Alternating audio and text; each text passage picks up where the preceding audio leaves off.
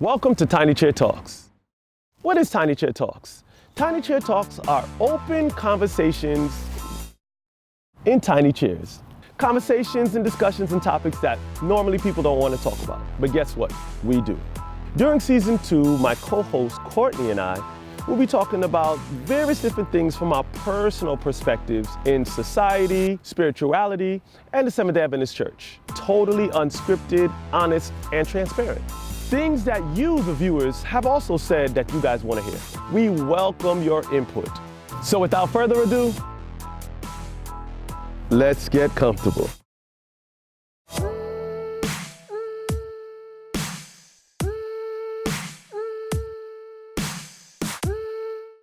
Guys, Courtney's back. She's not going anywhere. Hey. And we had so much direct feedback from the last conversation we had on modesty. Yes. I just felt like, you know what, it would be good of us to just go back and kind of touch on that from the beginning and the parts that were really the most conversational, just what we had the most, input on. Absolutely. We'll do that. So if you don't mind reading the question. question. Yeah, so I have the original question here that got us going on our last modesty video. So, Awesome. I get the modesty thing and the need for being modest, but sometimes people like to make prescribed rules that to me go too far. Like stuff, skirt length and things like that. And then there's this whole how I dress affects men.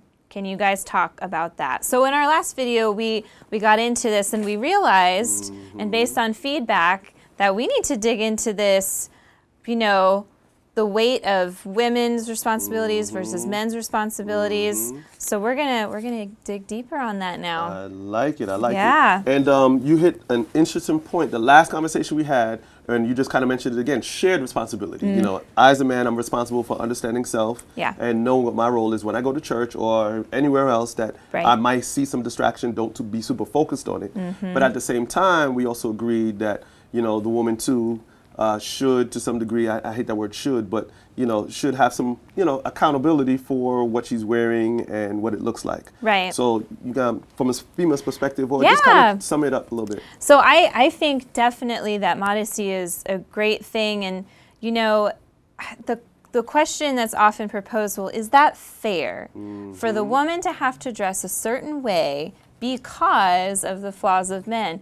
And my response is, it is not fair. There's a lot of things that aren't fair because we're in this sinful world. And even if we're training up our sons and, helping our friends and fathers to do better and think better and act better, there's always going to be those people out there that are not going to be respectful, that are not going to look away, that are not going to act appropriately. And so it's not fair. And there's another aspect to it too. I know you're in with mental health. Absolutely. Will you tie that in to this? Yes, because like you shared, there's two groups that come to mind based on some of the responses. One was someone mentioned something about the Me Too movement and how I should be able to wear whatever I want, it's my body and so on and so forth, which is absolutely true. Right. But again, going back to the responsibility thing. Right? Yeah, there's always a but. There's always a but. And then the other side, which you kind of alluded to, was the mental health side. Yeah. So what I say to the both of those is, when someone who has that mindset of I should be able to wear what I want and dress how I want because it's me and it's my body and it's my right, they're correct. But at the same time, we also want to take into account what we do and how we're accountable or what we could lead someone else into doing. So let's use the example of the field that I work with the individual with mental health. When we have someone who's struggling with a disability, you may not directly see it. When we see someone in a wheelchair, it's easy for us to say and identify that they have a concern. But much like how you wouldn't tell that person without any legs to get up and walk, it's difficult to say someone who has mental health, and we don't even know, or we may know, to stop super focusing on her or stop looking in that direction. If it's part of their disability or something that they struggle with, it's not as easy for us to just say stop, much like we wouldn't tell, again, that person to get up and walk. So it's kind of really, really tough when we're putting ourselves in the position of I should be able to do whatever I want, not taking into account so many different other factors, and one being someone with mental health. So many different other ones, but that's just one example that I kind of used, and we kind of talked about that a little bit behind the scenes. Yeah. So, I mean, what do you think about that?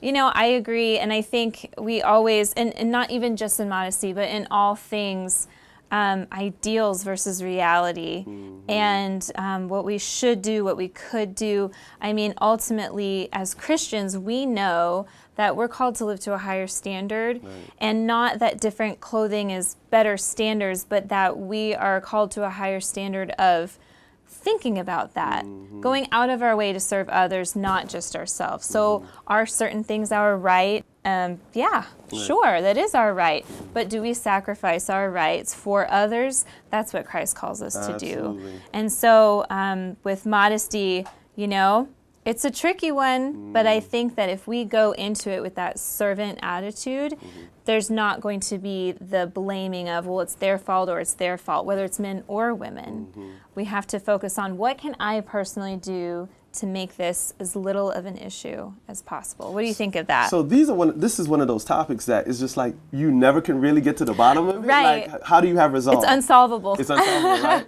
So, I mean, I think what's key, and I'm hoping that, you know, our audience heard, is that you have to really look within yourself. Absolutely. And we touched on that in the other video, too. On the other video. It's your heart, your intention.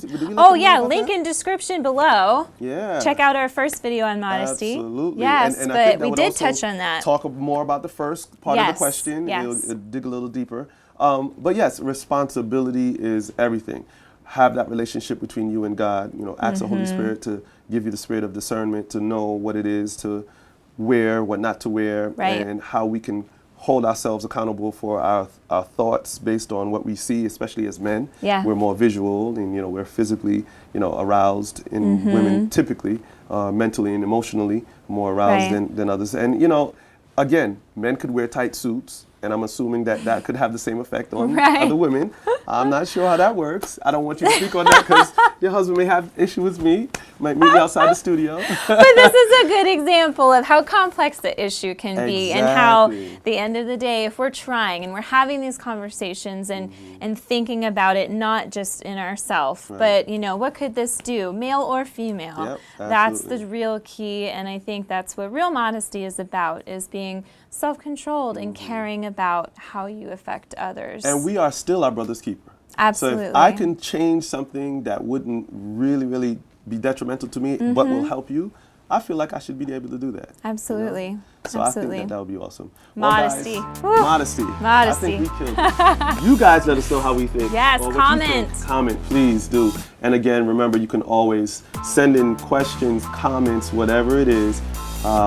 What's the site again, or the place to go look? Yeah, just look up Project Refresh, Facebook, Instagram, here on YouTube, the website. Google it, you got it, I'm sure. Thank you guys. Bye.